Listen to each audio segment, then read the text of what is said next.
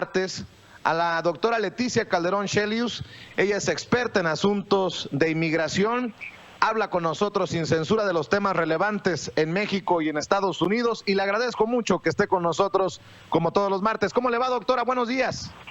Pues aquí, Vicente, desde la Ciudad de México, ya con más calorcito que hace 2 semanas, así que no es para presumirles, pero así estamos.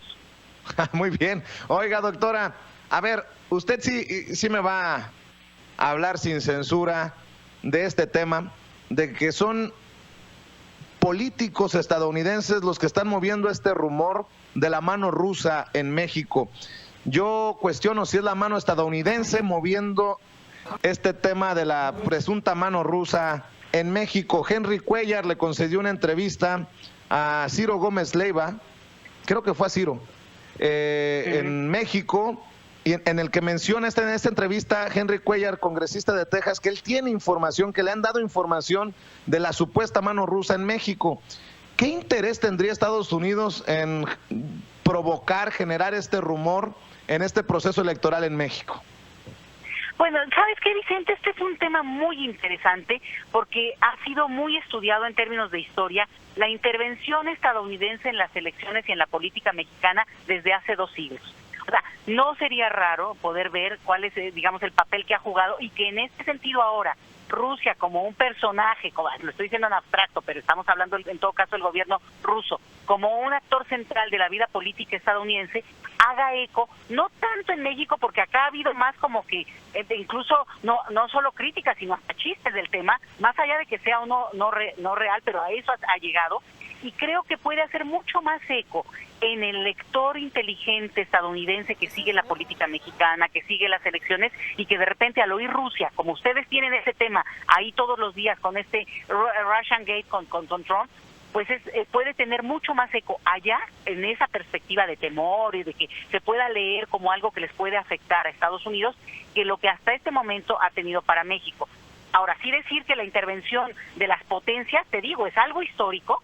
Ha habido momentos para el país México de mucho peligro por esta intervención en su tiempo, alemanes, ingleses, franceses y sobre todo el gobierno estadounidense. Entonces, eso no nos llama la atención, y para decirte también, bueno, pues aquí hay ahorita entre las campañas, pues un señor venezolano que abiertamente habla de que él por sus caballos, ¿no?, va a hacer lo que pueda para que López Obrador en este caso no llegue a la presidencia, o sea, ya marcándose frente a un candidato. Entonces, este escenario a mí se me hace muy interesante porque también nos abre al mundo. Esta idea de que los países no tienen ninguna complicación o que no hay intereses, pues es falsa, y creo que más allá de que si se supiera o no, el gobierno ruso ya dijo abiertamente, y en todo caso eso el gobierno mexicano tendría que hablarlo a ese nivel, pues que no está buscando una intervención por lo menos directa, ¿me entiendes? Entonces, para mí es más para consumo estadounidense en esto que te digo, que es para que ustedes puedan tener, no ustedes, sobre todo la comunidad mexicana, sino digamos, la clase política estadounidense, un temor de lo que pueda pasar en México leyéndolo por la parte rusa. Yo lo he dicho desde hace años, la novela se llama Todos contra López Obrador, y esto, si bien es cierto, muchas de estas versiones llegan desde Estados Unidos, pues parecen patadas de ahogado cuando las replican los adversarios del puntero en las encuestas de Andrés Manuel López Obrador.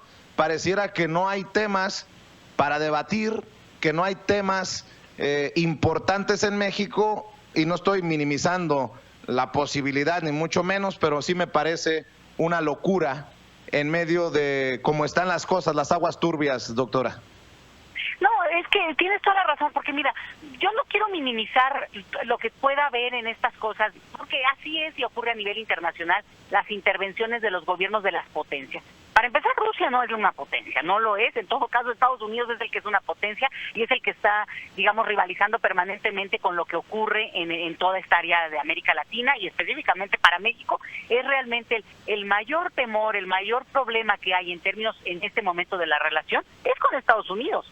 Lo que aquí afecta, lo que aquí influye es lo que diga el señor Trump, lo que no diga el señor Trump, si se aceptaron o no a los DACAs, o sea, ya sabes, esto que estaban discutiendo hace rato ustedes. O sea, ese es el tema de interés en términos internacionales para México, desafortunadamente muy cargado a ese país.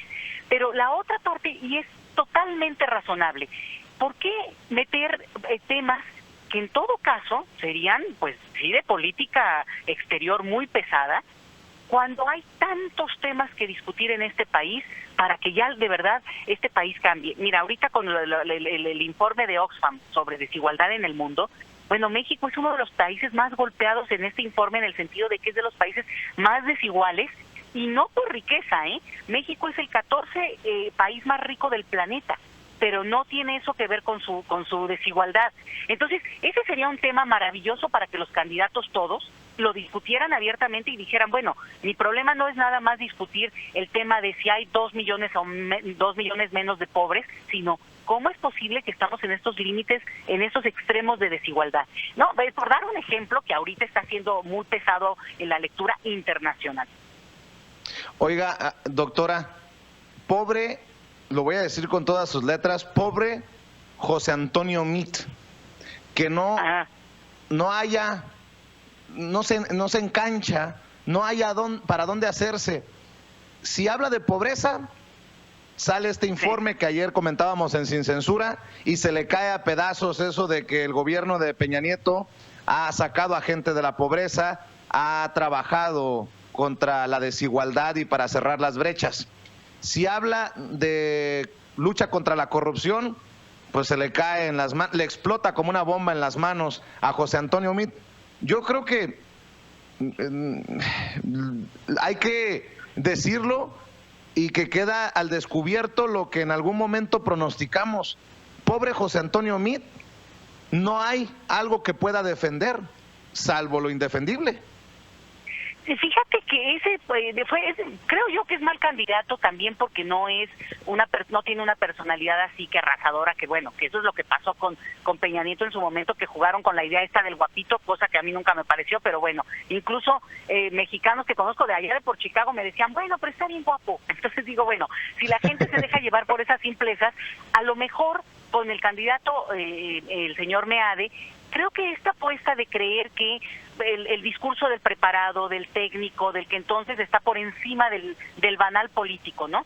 Pues yo estoy por encima de ustedes porque soy un técnico, soy un político. Y entonces, claro, pues yo ahorita en este momento, cuando tú me dices, ha estado en cinco secretarías de Estado, ha sido una persona que ha transitado en varios gobiernos de distinto color, pues de repente la lectura se ha vuelto en su contra, y entonces usted tiene un nivel de responsabilidad y ha sido omiso ante la situación que estamos viviendo. Entonces se volteó el discurso que hubiera sido el favorecedor, y también como muy pedante esta idea de que como yo estoy preparado, o sea, ustedes bola de ignorantes no lo están y por tanto yo sí sé.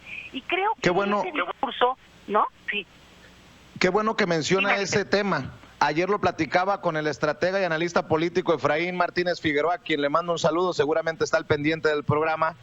Y él me decía que existe precisamente esta idea de que porque estudian en el extranjero, porque vinieron a estudiar a Estados Unidos, son más capaces, que tienen mejor preparación, y el mexicano, pues saquemos cuentas, poco ha volteado en los últimos sexenios a esos que están preparados en México. Si estudiaste en Oxford, si estudiaste en Yale, si estudiaste en Princeton, si estudiaste en Harvard, tienes madera para ser presidente de México, y eso está medio, perdóneme usted, cabrón. Bueno, pero además ya no empata con la realidad cuando hemos tenido un presidente, pues que él mismo dijo que no era un gran lector, digo ya, para no criticarlo más al pobre Peña Nieto en ese sentido. Digamos, mostró que hay un nivel de escolaridad muy básico, muy elemental, no hablo de los años formales, sino realmente de la educación que recibe una persona para poder llegar incluso a ser presidente. Entonces, digamos, se cae ese discurso incluso, y tú tienes razón en algo, fue muy fuerte en los años 90 este discurso de que los tecnócratas, ¿no? Pero no es el discurso predominante en este momento, e incluso tiene un nivel de desprestigio en el sentido de que, bueno, pues cae por su propia mano el hecho de que a veces puede considerarse que alguien que estuvo 3, 4 años fuera del país, fíjate, el candidato del PRI, el señor Meade, es interesante porque se fue a estudiar el doctorado a Estados Unidos, pero ya casado con su esposa, y me parece que incluso ya esperando a su primer hijo, y en este sentido cumplen una misión, pero él seguía siendo funcionario en alguna dependencia del gobierno mexicano. O sea, son becarios que van y regresan ya con esa misión, y así ha sido la carrera en Banco de México, en Hacienda. Es interesante, yo digo, a mí me parece interesante cómo se ha movido ese grupo de tecnócratas, pero lo que no empata en este momento es con el otro discurso de lo que estamos viviendo, y yo te lo quiero decir, Vicente, porque desafortunadamente, y a mí me da mucha tristeza, la inseguridad sí la sentimos cerca. Yo no digo que a mí me haya pasado algo, pero sí a gente cercana y muy querida, y cosas no fáciles, no sencillas. Entonces, no se conectan con ese nivel de desesperación que hay en términos de la inseguridad. Lo que uno quiere es el discurso, vamos a ser potencia. Mira, es que nadie quiere ser potencia, queremos vivir seguros y en paz, un nivel decoroso de desarrollo. Entonces, creo que ahí es donde este discurso tan llevado al extremo de el señor preparado, el que leyó cómo se debería hacer la fórmula para aplicar, y entonces así se va a subir el Producto Interno Bruto, que no se refleja en la desigualdad, o más bien mantiene y preserva la desigualdad, pues ahorita la verdad es que acá está cayendo por su propio peso. Y le agrego un dato: se rodean de gente que de verdad ya, no quiero ser mala onda, pero son incluso antipáticos. Digo, Enrique Ochoa es realmente antipático, y ahora se jalan a este señor del PAN, Lozano. Pues es gente que ya tiene como que una trayectoria de pelearse a nivel de medios, de no tener como una simpatía muy clara cuando se mueve en términos populares, y pues eso no creo que le ayude a este señor del candidato del PRI. Pero eso lo diría por el del PRI, pero Anaya va por el mismo camino, ¿eh? No parece levantar porque también hay una parte en que no logran cuajar un discurso que sea creíble. No digo yo que López Obrador lo tenga del todo, pero por lo menos con tantos años de insistencia ya quedó claro que por lo menos no se deja vencer a las primeras. Y segunda, que está tomando un discurso interesante en el sentido de que no se calienta la primera, porque digo, también, eso nadie lo puede negar, que ha ocurrido en otros procesos, y que eso le está logrando más positivos que negativos. A ver si lo sostiene, porque esto está empezando, Vicente, no estamos ni siquiera en campaña. Qué flojera, ¿verdad? Que apenas vamos a empezar la campaña. Sí, oiga, doctora, el tema que le apasiona a usted, que es la inmigración, la migración desde México, me lleva a preguntarle muchas críticas, una andanada de críticas, sobre todo de los activistas proinmigrantes, a Luis Gutiérrez, uno de los congresistas que ha tomado como bandera el tema de la inmigración, la reforma migratoria, al decir en CNN abiertamente que por los papeles de los Dreamers está dispuesto a apoyar, e incluso en un discurso político, obviamente, ir a ayudarle a Trump a construir con cemento y ladrillos el muro en la frontera. ¿Qué piensa desde su perspectiva de estas declaraciones que creo, desde mi opinión, desde mi óptica, pues no aportan gran cosa? Es que está tan reducido el debate sobre la inmigración en Estados Unidos que yo creo que lo han dejado ahí. ¿DACA o muro? Muro o DACA, y entonces pues no se sale de ahí. Y digo, desafortunadamente aquí hay víctimas de ese tema, ¿no? Aquí hay gente que está en el limbo esperando a ver cómo se resuelve esa situación, y es muy lamentable. En el caso del congresista, pues a mí me da mucha pena, porque una carrera tan destacada, ya él jubilándose, ¿no? Ya se está retirando. Sí. Hace una declaración que se vuelve una bomba contra él mismo, un boomerang, que es innecesaria, porque la verdad es que se ha avanzado, incluso ahora con el cierre que hubo, y que la negociación muy tramposa, muy limitada, porque no realmente avanza al punto que se espera que se pueda concluir. Fíjate, con la parte más sencilla de todo el proceso migratorio, que es los jóvenes DACA.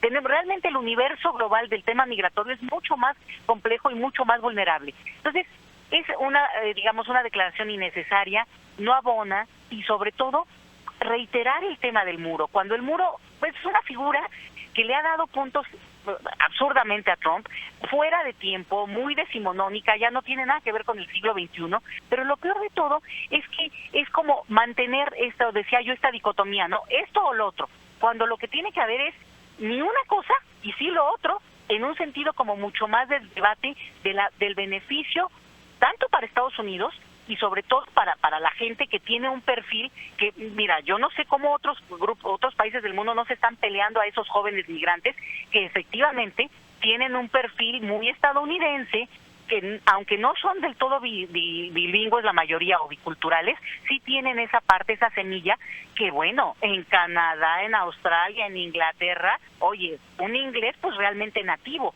Entonces, Más bien, si entráramos en una discusión más global, Estados Unidos tendría que estarlos cuidando como si fueran oro. Yo voy más allá. Si son oro, México debería de encontrar la forma de explotar, de aprovechar esa gran capacidad de estos jóvenes, pero ni siquiera eso, doctora.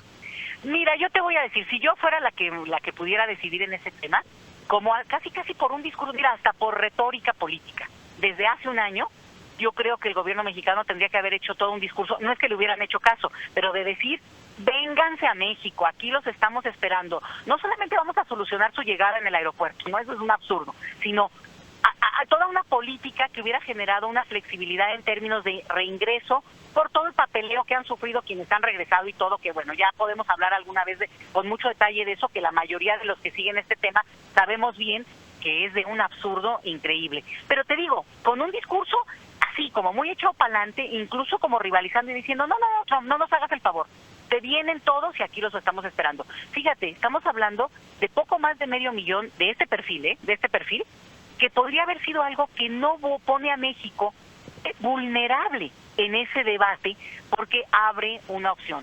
Obvio, México ha jugado con la posibilidad de lo que quieren la mayoría de estos jóvenes, que es quedarse en Estados Unidos, y ha mantenido un nivel y un perfil muy bajo de no moverle y no hacer olas para no tener, digamos, ese compromiso.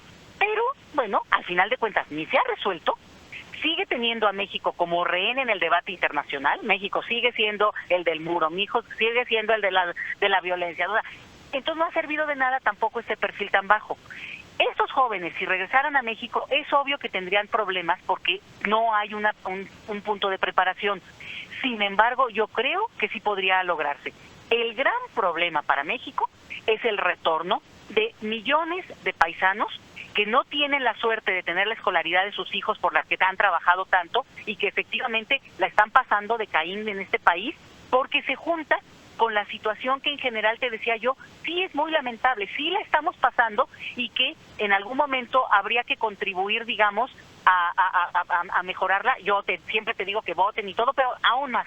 Y hace rato me preguntabas de estos tecnócratas. Fíjate, en vez de decir, se van a Estados Unidos y aprenden, bueno, acá la onda muy técnica.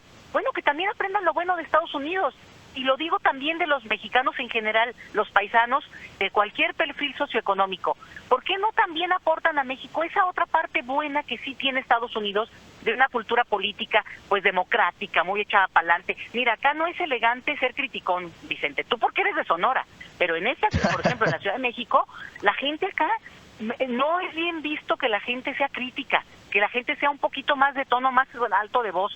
¿Por qué? Pues porque tenemos una cultura todavía pues poscolonial, para ser sincera. Entonces, agachona. Aquí lo que es, pues mira, no lo quiero dejar en solo eso, porque puede haber gente muy crítica, pero en un perfil bajito, porque y menos si uno es mujer, cállate. Pero por eso digo, a ver, todo lo que han aprendido y se han metido a las entrañas de esa parte buena, vamos a hablar bien, de la cultura política estadounidense, muy potente, muy contestataria, muy fuerte al gritarle a sus políticos y cuestionarles.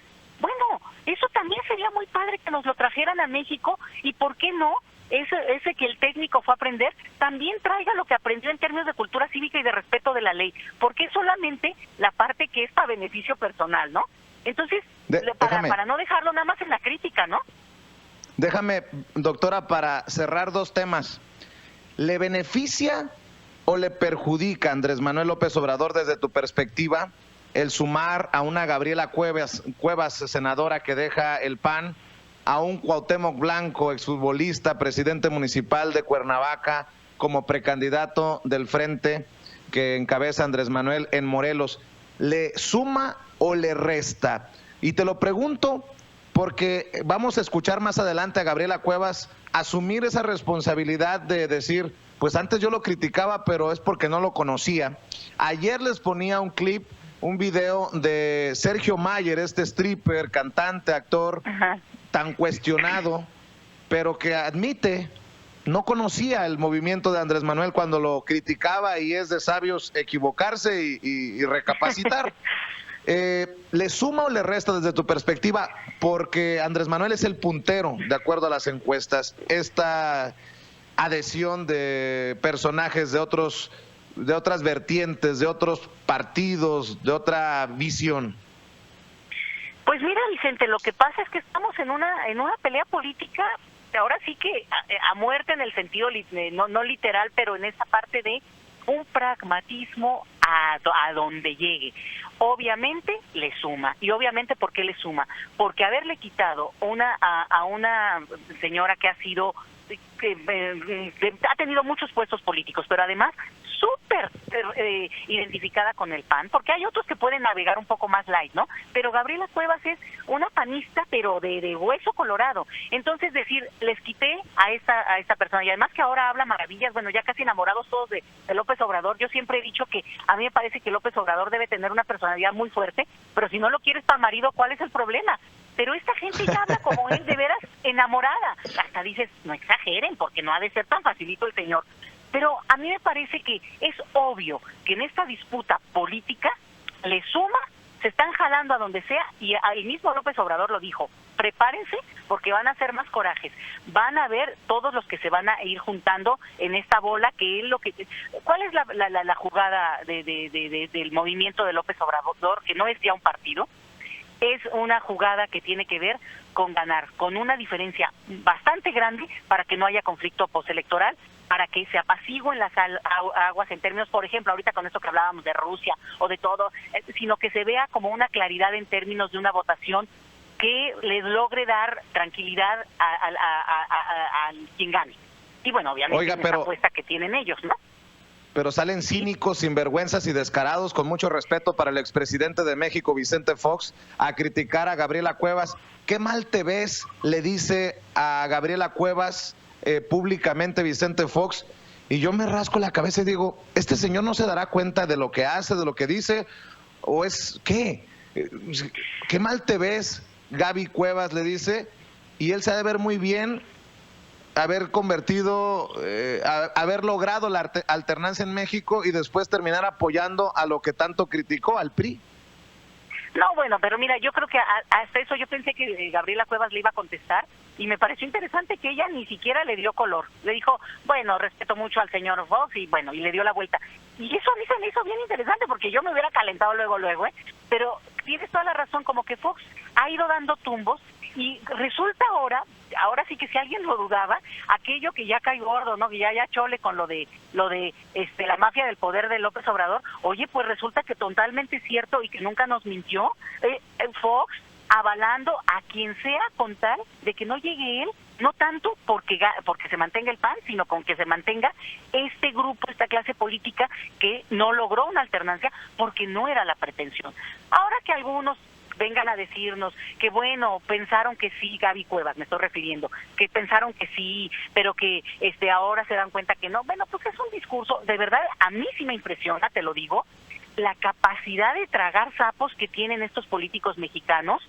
En el caso de Cuauhtémoc Blanco, pues la verdad sí me impresiona, porque bueno, si ustedes tienen a un payaso por presidente, pues ¿por qué no tener un futbolista por gobernador, verdad? Pero no, para decirlo la verdad, pero ya esto también tira otro argumento interesante, y es que no está preparado, es que no es alguien que está en el tema de la política. Pues ya vimos con un futbolista que se pudo mover, se ha movido, y ahora resulta mucho más hábil que muchos otros que no han tenido esta jugada, esta claridad. Lo único que yo digo es, tragan sapos, están dispuestos a comer lo que sea con tal de estar donde está el poder. Ahora, si eso le beneficia a un cambio al país, y eso logra mover un poco el lugar donde estamos, y puede permitir un discurso que diga, mexicanos, si ustedes lo desean, regresen, porque aquí hay felicidad, hay tranquilidad, hay desarrollo económico, la verdad, Vicente, pues mira, vamos por el pragmatismo también. Para cerrar, doctora, ¿por qué se ha convertido el tema México en algo tan relevante con temas extranjeros? ¿O por qué se le ha metido tanto elemento extranjero al tema mexicano? No sé si me explique, perdón, doctora, no la quiero abrumar. Pero primero, desde una comparecencia en el Congreso, John McCain y John Kelly, el que fuera secretario de Seguridad Nacional, hablando de la posibilidad y el peligro de que un hombre de izquierda llegue a la presidencia de México. Esto ocurrió hace unos meses. Después, la insistencia de conectar a López Obrador con Hugo Chávez, Maduro, Venezuela. Ahora que si la mano rusa, ahora que JJ Rendón o JJ Rendón, Juan José Rendón, este mercenario político, ¿por qué es tan importante o por qué se le ha metido tanto elemento extranjero? ¿Qué de plano, esa es una estrategia también de un gobierno que ha fracasado rotundamente en temas sociales? Pues mira, la parte de los estadounidenses, yo te decía al inicio, pues yo creo que es una forma de jugar de algunos. Digo, es claro que eso están dando una señal política, como mandándole una señal a sus propios inversores, a toda esta gente que tiene alguna relación con México. Yo por ahí la vería. Y la otra, pues es como de consumo, te decía, o para Estados Unidos cuando quieren espantar al público estadounidense, o la parte mexicana que no ha cuajado, porque además aquí vemos a Rusia, pues la verdad como muy lejano, como una cosa como más de Netflix, ¿no? De este programa de Americans que está buenísimo, pero la verdad no cuaja porque la relación que hay con Rusia pues es mínima respecto a la que tenemos con Estados Unidos, donde estamos en el 90% de comercio. Ahorita lo que preocupa es lo de cómo va a avanzar la última ronda del TLC. O sea, entonces aquí no hace eco. Y lo que me gusta mucho y es cómo se le ha dado la vuelta en términos de que se ha vuelto chiste. Esa es la parte divertida, poniéndole. Ahora, y yo no quiero dejar y minimizar el complot que puede haber a nivel internacional de los países y que están jugando todos, pues sí, y México es una frontera fundamental para Estados Unidos, pero de ahí a que se pueda, digamos, banalizar de esa manera, mira, sinceramente, creo que sí, eso ya se usó en otras elecciones, y ya ahorita, pues, si me vienen a decir que va a haber, digamos, grupos que tienen intereses, pues eso es el TLC también, y esa es la apertura comercial mexicana que buscamos que se refrende, no solo con Estados Unidos, sino con el mundo entero. Entonces, más bien el discurso tendría que ser que vengan rusos y venezolanos y brasileños, o sea, ¿me entiendes? En una apertura más de multiculturalismo, que es lo que también este país necesita, un poco también aprender del otro y aprender a convivir con otros que no sabemos. Entonces, le quito la parte de complot y le pongo la parte de gusto por la convivencia. Muy bien, doctora, quedemos al pendiente para el próximo martes o antes si lo amerita la noticia, y gracias por hablar con nosotros sin censura. Hasta luego, Vicente, besotes por allá.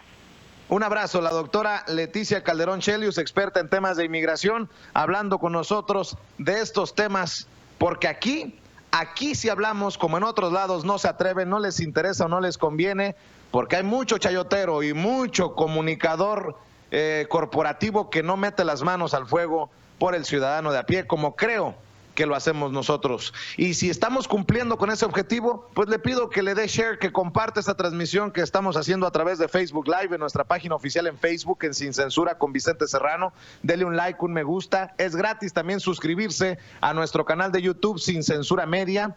Gracias a las personas que nos envían superchats, a esas personas que se han comprometido y que quieren ser benefactores de Sin Censura. Recuerde que estamos buscando 1,000 personas que se comprometan con $1 diario, y en un descuido podemos cumplir nuestro sueño, hacer realidad nuestro sueño de hacer Sin Censura un programa libre de cortes comerciales, sin segmentos comerciales. 1,000 personas con $1 diario para que nos ayuden a seguir hablando sin pelos en la lengua, sin censura. Recuerde que a través de YouTube, en nuestro canal Sin Censura Media, puede mandar un superchat.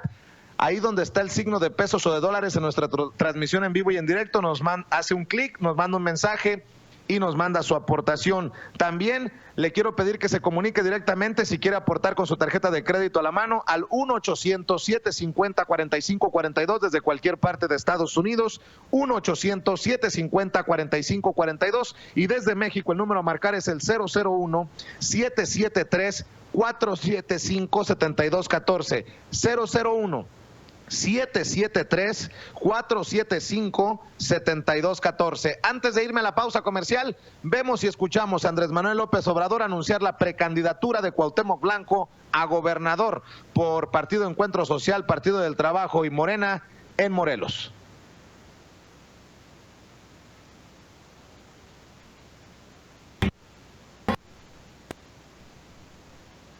Bueno, creo que seguimos teniendo problemas, compañeros, confírmenme por favor si seguimos teniendo problemas para presentarle a nuestra gente este video y este audio. Vamos con el video de Andrés Manuel López Obrador en Veracruz anunciando la precandidatura del Cuau. Va a ser precandidato a gobernador de esta alianza en el estado de Morelos, Cuauhtémoc Blanco.